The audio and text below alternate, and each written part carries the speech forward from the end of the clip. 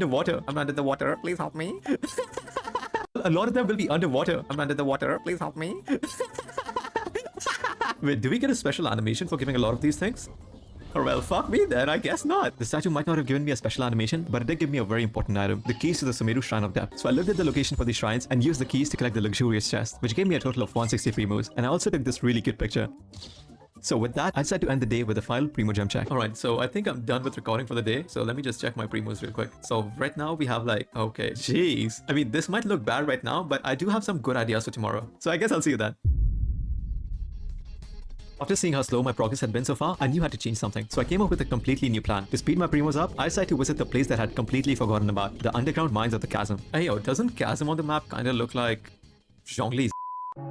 But now you must be thinking, why would you even go to the chasm? Wouldn't Sumeru give easier primos because it has more chests to collect? Well, that is correct, but we're not here to collect chests. You see, the underground mines of the chasm have this special item called the Lumen Spear, which is used to upgrade this thing called the Lumen Stone Torch. And just like the outline of various regions, every time you upgrade this torch, you get rewards such as fragile resin, crowns, and even primo gems. Alright guys, so my goal for now is to collect as many of these as I can ASAP. The good thing is that there are only like 80 of them in total, and we only need like 8 of them to upgrade each level. So we can get this done quickly. Also, I'm doing this right now because I want to get done with the hard primo stuff, and it's totally not because I have to PDSA. Yeah, I forgot to tell you that I did collect a lot of them when the chasm first came out, so this shouldn't take that long. And now, with my newfound motivation, I was unstoppable. I breezed through the chasm and collected everything that I needed in less than an hour. You know guys, what's a messed up thing about collecting these chasm things? This gave us almost the same rewards as the statue in like less than 1/6 of the time. And now with the chasm completely done, I think it's time to reveal the secret that I've been hiding from you guys. The largest source of primo gems was actually in my inventory the entire time, because the shrine keys weren't the only thing that I got from the statue of the Seven, because they also gave me these dendro sigils. I did not think much of them at first, but these somehow turned out to be the biggest source of primo gems in this video. So how does that even happen? Well, let me explain. By now you probably know that opening a chest will give you elemental sigils of that region, which can be exchanged for various items in the souvenir shops. This was true for Mondstadt and Liyue, but Inazuma changed that completely. If you've explored Inazuma, you probably know this iconic sacred sakura tree. Here you can offer your sigils to the sacred sakura to get up to 10 wishes for free. And well, the same thing happens in Sumeru, because they have their own big ass tree called the Tree of Dreams, and it can also give you 10 wishes for opening chests. This was another reason why I wasn't collecting chests in the chasm, because those would have given me dendro sigils, and I pretty much have no use for them.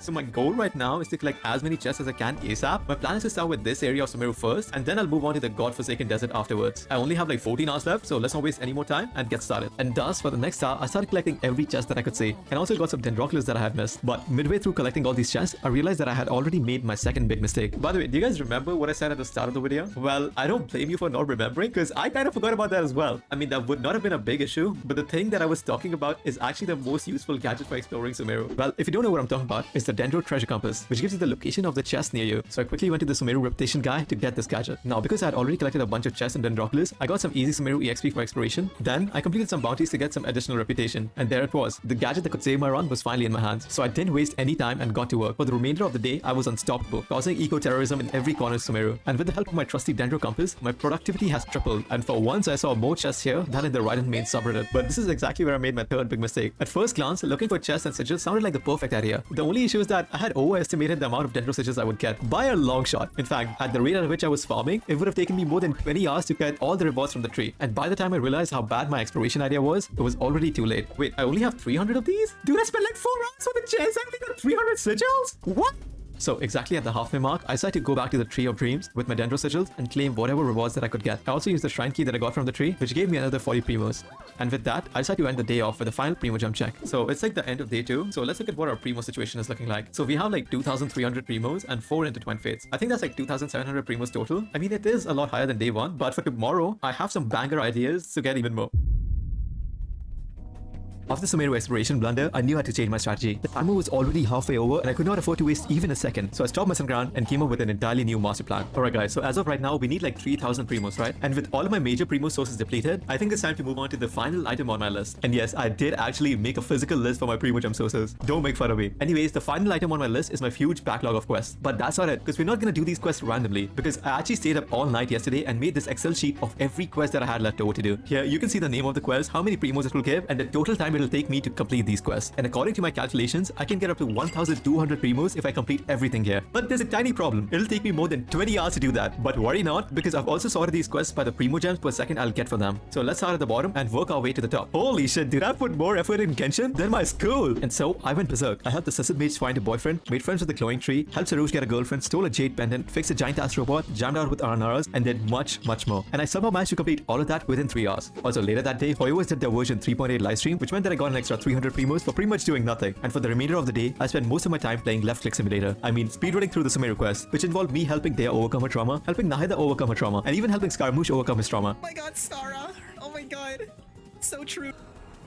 Trevor's gonna catch him. Let me get Never mind, she said fuck you. Dude, what the hell is going on in Sumeru, bro? Why is everyone here so depressed? Like someone with therapy center here or something. By the way, guys, have you noticed that Nilu's quest was the only one where we didn't act like a therapist? I mean, it's probably because it involves a character that has nothing going on in her head. Dude, the smarter you are, the sadder you'll be. And after nearly completing Wanderer's quest, it was time to take the most important decision of this challenge. Alright guys, so what do I name him? I mean, I do have 2 names in mind, so I guess let's spin the wheel and see what we get. Okay, so the first name that I have is Among Us, and the second one is Yabuse. Okay, so the first name that I have is Among Us, and the second one is Yabuse. Actually, you know what? Let's spice it up. I'll add another name in. So let's spin the wheel and see what we get. Dude, hey yo!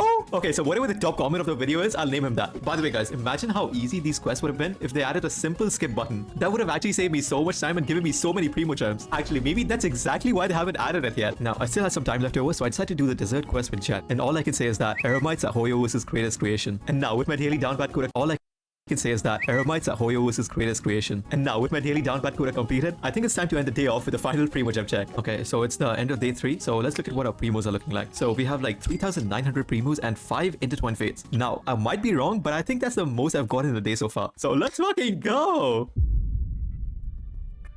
At this point in the challenge, I had pretty much used up all of my big primo sources and only had 2 things left on my list. Which 2 things you might ask? Well, it was the hangout quest and the limited time event. So without wasting any of my time, I quickly decided to first go on a date with the grandma to earn some primo gems. During this date, we jammed out with some kids, made robot friends, read an isekai story, and also went on a very wholesome stroll. Dude, actually when I think about it, Faruzan might be cuter than Al-Haytham. But before I got swayed, I quickly reminded myself who I was fighting for. But this is exactly where I made my final big mistake. I had started having fun. Way too much fun. Look at this, I can make her angry. And I somehow Look at this, I can make her angry. And I somehow managed to completely forget about the timer. And by the time I realized this mistake, it was already too late. Dude, wait. I forgot about the timer, No way, how long has it been? 3 hours? I spent 3 hours on a date with a grandma? Needless to say, all hope had left my body. I had brutally forgot about the timer, No way, how long has it been? 3 hours? I spent 3 hours on a date with a grandma? Needless to say, all hope had left my body. I had brutally underestimated the length of these hangout quests and spent almost 3 hours on a date with Hatsune Miku. And to make matters worse, I only got 60 primos out of it, making it the lowest primo per second activity I had done. I mean, I might fail the challenge now, but you know what? A day with Faruzan was worth it, right? And while I was in panic mode, I quickly completed the leftover limited time events, which gave me an extra 200 primo gems. And now with only 4 hours left on the clock, things had started to look very grim for me. I still had over 1,000 primos to collect, but I had already finished all of my quests and also explored majority of Sumeru, which meant that I had nothing left to do. Or so I thought. You see, in my desperate attempt to get more primo gems, I decided to open the interactive map one final time, just to make sure that I hadn't missed anything. And as you might have already guessed by now, I did, because I somehow managed to stumble upon this thing called the Plume of Purifying Light, which changed Maran forever. So if you don't know, this thing is basically the Oculus of the final desert in Sumeru, being that collecting them would give me primo gems as rewards. And what makes these Purifying Light things even better is the fact that we only have to collect 36 of them. So with only 4 hours left on the clock, I went in ham and collected as many as I could. But after spending almost 3 hours on these thingies, I decided to give whatever I had collected to Sarusha's girlfriend and got 500 primo gems. And now, with only 50 minutes left on the clock, it was time to complete the hardest challenge of this run. Something that had been in front of my screen the entire time, the Spiral Abyss.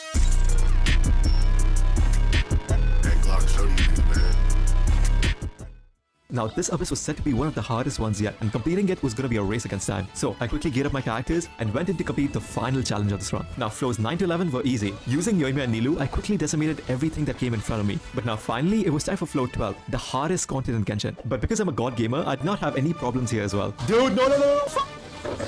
No, come on, please, no, please. Oh, are you serious? And after retrying again and again, Because I felt bad for the enemies, I decided to stop after getting 33 stars with only a minute left. And now, in these final 60 seconds of the challenge, I quickly collected my Abyss Primos and went through all of my unclaimed achievements, which gave me an extra 200 Primos. And just like that, the timer was up. And now, it was finally time to see if I had completed the challenge or not. Alright, so this is it. 24 hours are over, and we are somehow ending the challenge right where we started. But anyways, let's look at what our Primos are looking like. So I have about 5,700 Primos and 5 wishes. And if we add those up, it's easily gonna be over 6,000. But one of my rules for this video was to subtract any non-F2P Primos left from the Vulcan. So let me pull out my calculator and do that. So if we do that, we get around... No fucking way, dude. You actually cannot be serious. Dude, I missed the goal by like 25 Primo gems. Are you kidding me? What the fuck? And as much as I wish this was scripted, it was not. I had recorded everything and there was no question about it. I had failed to reach my Primo gem goal and had to skip Al-Haytham. Dude, if I had done like literally anything else, I would have easily completed this challenge. Dude, the Farzan thing really messed me up. Are you fucking kidding me? Subscribe? Dude, oh god, I'm done.